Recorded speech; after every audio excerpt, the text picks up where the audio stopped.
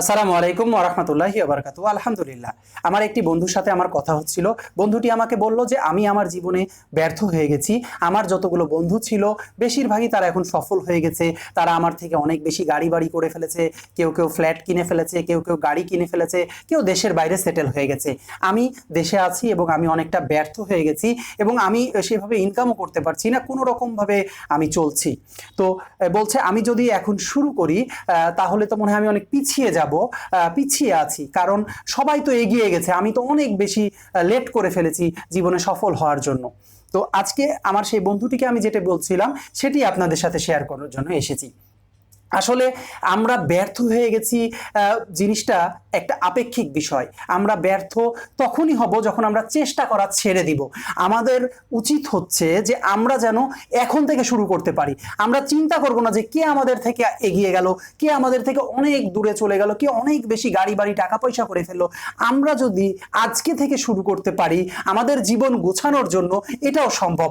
অনেক মানুষ অনেক বৃদ্ধ বয়সে শুরু করে সফল হয়েছে, কেউ 30 বছরে সফল হয়েছে, কেউ 40 বছরে সফল হয়েছে, কেউ 50 বছরে সফল হয়েছে। সফল বলতে দুনিয়ার জীবনে যে টাকা পয়সা বা মানসিক শান্তি, এই জিনিসগুলাকে, অ্যাচিভমেন্টগুলাকে সাধারণত এই মানুষগুলা বোঝায়। কিন্তু দুনিয়ার কিছু সুন্নাহ আছে, দুনিয়ার কিছু প্র্যাকটিস আছে, দুনিয়ার কিছু হ্যাবিটস আছে, যে হ্যাবিটসগুলা আপনি যদি নিজে অ্যাডাপ্ট করতে পারেন এবং ডিসিপ্লিন মেনটেন করতে পারেন। One of the most important thing in our life is self discipline. আমরা আসলে সেলফ ডিসিপ্লিন কেউ না। আমরা আরেকজনকে দেখে চিন্তা করি যে আমি তো মনে হয় পিছিয়ে গেলাম, সবাই তো আমার থেকে এগিয়ে, আমি তো চেষ্টা করেও পারি না। আসলে আমরা সেইভাবে কতটুকু চেষ্টা করেছি সেটা আসলে সন্দেহযুক্ত। আমার মনে হয় আমরা যদি নিজেরা সেলফ ডিসিপ্লিন হতে পারি, নিজেদেরকে কষ্ট দিতে পারি, আনকমফোর্টেবল লাইফ করতে পারি, গ্রো করতে পারি, দোয়া করি, চেষ্টা করি এবং লেগে থাকি, আমরাও একসময় সফল হবে ইনশাআল্লাহ। কারণ দুনিয়ার সফল হওয়ার জন্য কিছু প্র্যাকটিস জরুরি, কিছু বই পড়ার হ্যাবিট, কিছু ফুড হ্যাবিট প্রয়োজন, কিছু আমাদের মেধাভিত্তিক প্র্যাকটিক্যাল কিছু ইমপ্লিমেন্টেশন প্রয়োজন, যেটার জন্য আমরা যদি একটা সঠিক গাইডলাইন পাই তাহলেই পসিবল। কিন্তু one of the most important thing is self discipline with consistency, ধারাবাহিকতা। যে আমরা চেষ্টা করব, কতদিন পর্যন্ত চেষ্টা করব, যতদিন পর্যন্ত আমরা সেটাকে অ্যাচিভ করতে না পারি। আমাদের হয় কি, অনেকে আমরা শুরু করি, কিছুদিন পর্যন্ত আগায়ও, কিন্তু আমরা লেগে থাকতে পারি না, আমরা হাল ছেড়ে দিই, মনে হয় এটা হচ্ছে না।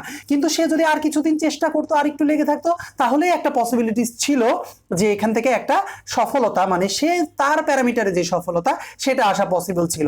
কিন্তু আমরা আসলে ওইভাবে চেষ্টা করি না, আমাদেরকে কেউ ওইভাবে গাইড করে না, আমাদেরকে কেউ একটা সঠিক দিক নির্দেশনা দেয় না। আমরা আসলে নিজেরা অনেক সময় পাজল হয়ে যাই। তো এই জন্য আমাদের উচিত যেই বিষয়ে যিনি দক্ষ সেই বিষয়ে তার কাছে পরামর্শ নেওয়া। কিন্তু আমাদের সমাজে একটা জিনিস দেখবেন, যে যে বিষয়ে দক্ষ না সবাই সবার কাছে পরামর্শ চায়, যে ডাক্তার না তার কাছে ডাক্তারির পরামর্শ চায়, যে ইঞ্জিনিয়ার না তার কাছে ইঞ্জিনিয়ারিং পরামর্শ চায়, যে কোনোদিন ব্যবসা করেনি তার কাছে মানুষ ব্যবসা শিখতে যায়। আমাদের সমাজে এই প্রবলেমটা আছে।